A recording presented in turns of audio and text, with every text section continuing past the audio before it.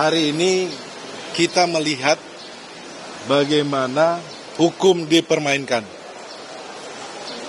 Kami sudah sampaikan kepada pihak KPK untuk menghormati lembaga pengadilan. Pra-peradilan ini diatur di dalam KUHP, memberikan ruang kepada tersangka untuk menguji status tersangkanya dan juga memberikan ruang untuk kontrol terhadap due process of law yang tidak sesuai dengan undang-undang. Kita sudah sampaikan bahwa kita minta agar pra-peradilan ini didahulukan. Tetapi yang sebelumnya apa yang kita sudah sampaikan berulang kali, kami menilai bahwa KPK dalam hal ini sengaja untuk menunda karena untuk mempercepat berkas. Teman-teman, di dalam pra-peradilan ini yang sebelumnya, kita sudah uji bersama bahwa bukti yang dihadirkan oleh KPK bukan bukti yang terkait dengan Mas Hasto Kristianto. Ini bukti untuk terdakwa yang lainnya. Kemudian untuk sprindik yang lainnya. Dan ini sudah diuji di dalam persidangan. Kemudian obstruction of justice. Ada kesaksian teman-teman, namanya saudara Tio, di mana dia mendapatkan penekanan atau mendapatkan tekanan-tekanan terkait untuk merubah BAP-nya. Itu sudah terungkap di sidang pra-peradilan sebelumnya. Kita harapkan, ayolah, harusnya kita hormati dulu pra-peradilan, kita uji dulu baru masuk pokok perkara. Kalau perkaranya buktinya lemah, saksinya dipaksa, kemudian saksinya keterangannya berdiri sendiri, bagaimana kita mau masuk ke pokok perkara? Ini kan sebenarnya ruang pra-peradilan inilah yang harusnya kita uji dulu dong, baru kita masuk kepada pokok perkara. Kemudian juga kita sudah sampaikan, kita minta KPK menghormati hak dari Mas Hasto Kristianto sebagai tersangka untuk menghadirkan saksi fakta. Itu juga pun tidak dikabulkan. Apa yang mau kita harapkan teman-teman dari penegakan hukum yang ada di Indonesia seperti ini? Ini bisa terjadi sama siapa saja. Kalau Mas Hasto Kristianto bisa diginiin, semuanya bisa. Hukum dibulak-balik, hukum dipermainkan karena diorder, karena punya kepentingan, kekuasaan. Ini yang mau kita harapkan penegakan hukum seperti ini. Kita sebagai Indonesia malu ditonton oleh jutaan mata yang ada di Indonesia dan maupun di luar negeri menilai penegakan hukum kita model seperti ini. Menurut saya ini merupakan catatan buruk terhadap penegakan hukum yang ada di Indonesia. Terima kasih. Tadi dengan adanya statement dari JPU yang bilang bahwa ada SEMA tadi, kami pikir bahwa sudah ada putusan Mahkamah Konstitusi. Kami tidak mengomentari tersebut, tetapi kami menilai bahwa undang-undang harusnya yang tertinggi menjadi patokan dalam mengambil keputusan. Mungkin jelasnya begini, ya. Kekuatan mengikat surat edaran itu adalah untuk kepentingan internal Mahkamah Agung, ya. Dan coba lihat apakah surat edaran itu masuk dalam berita negara atau tidak. Saya tidak yakin itu masuk dalam berita negara, sehingga itu tidak mengikat. Nah, sementara putusan Mahkamah Konstitusi ini menurut undang-undang mengikat sejak dibacakan. Siapapun terikat dengan itu.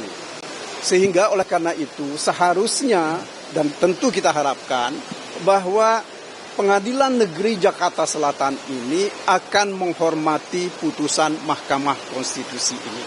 Ya, dalam arti bahwa mereka harus memutus perkara ini dengan mengesampingkan ya apa yang ditetapkan oleh KUHP mengenai kewenangan untuk menggugurkan pra-peradilan. Sebab apa? Sebab kewenangan menggugurkan itu akan terjadi karena ini ada cara-cara yang tidak ya benar ya dan tidak menurut hukum dilakukan oleh KPK secara sengaja Makanya itu yang saya sampaikan dari tadi, kalau ini kita biarkan, ya, ini akan menjadi kebiasaan buruk dalam praktek hukum kita yang merugikan semua pihak. Ini yang harus dicegah oleh pengadilan sekarang. Saya kira begitu, ya. Ya, saya tambahkan sedikit. Tadi pagi saya sampaikan bahwa KPK telah menegakkan hukum dengan cara mengenyambingkan hukum. Siang ini akan saya sampaikan dengan tegas bahwa KPK telah menegakkan hukum dengan melanggar hak asasi manusia. Gagasan pra-peradilan ini merupakan ciri negara hukum. Sudah ada sejak abad 18. Di mana orang kalau dijadikan tersangka wajib diuji dulu, benar nggak penetapan tersangka itu. Bukannya malah diikuti proses peradilannya, bukan mau membuktikan bahwa dia benar, bukan mau menyampaikan bahwa memang betul prosedur penetapan tersangka Pak Hasto ini betul-betul benar, malah dipotong di tengah jalan. Ya. Saya sampaikan lagi, pra-peradilan itu hak tersangka, hak asasi manusia.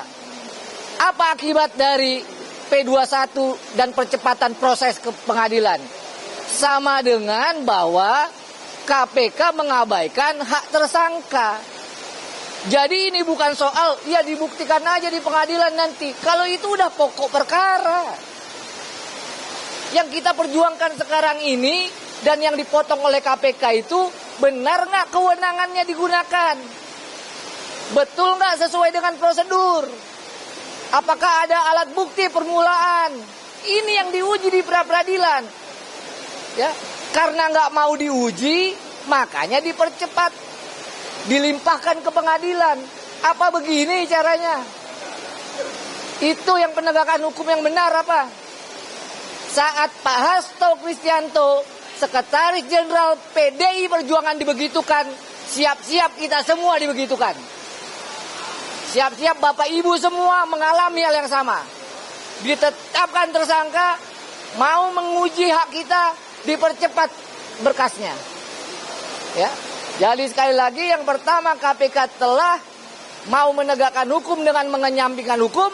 Yang kedua KPK mau menegakkan hukum dengan memberangus hak asasi manusia, hak tersangka. Itu yang saya mau sampaikan. Terima kasih. Oke, saya tambahkan ya. Begini ya teman-teman ya. Pertama-tama kita itu semakin yakin bahwa proses penetapan tersangka ini adalah pemindahan yang dipaksakan. Gitu. Kenapa kita katakan sebagai pemindahan yang dipaksakan?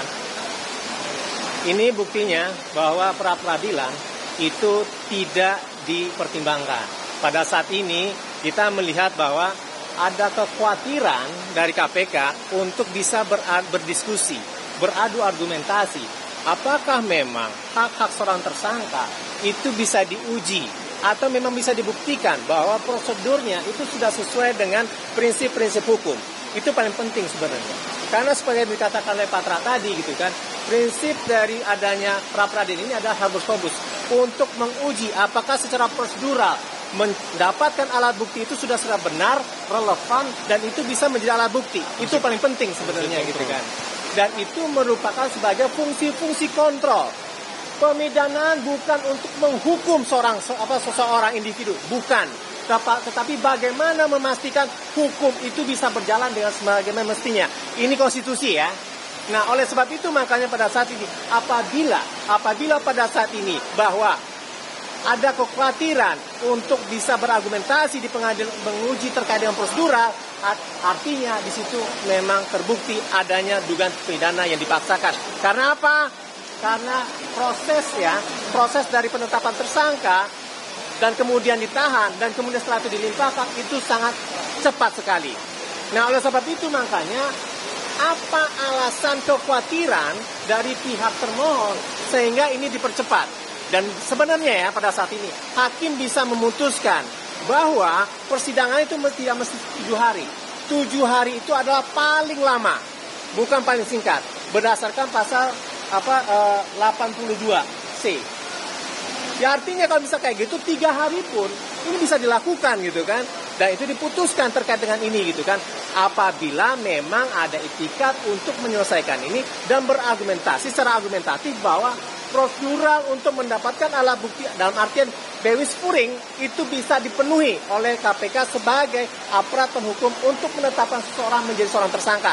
Lah itu dikatakan sebagai hak-hak tersangka. Dan inilah dikatakan sebagai prinsip-prinsip fair trial sebagaimana dalam konsep-konsep hak asasi manusia. Itu kira-kira teman-teman. Terima kasih. Terima kasih.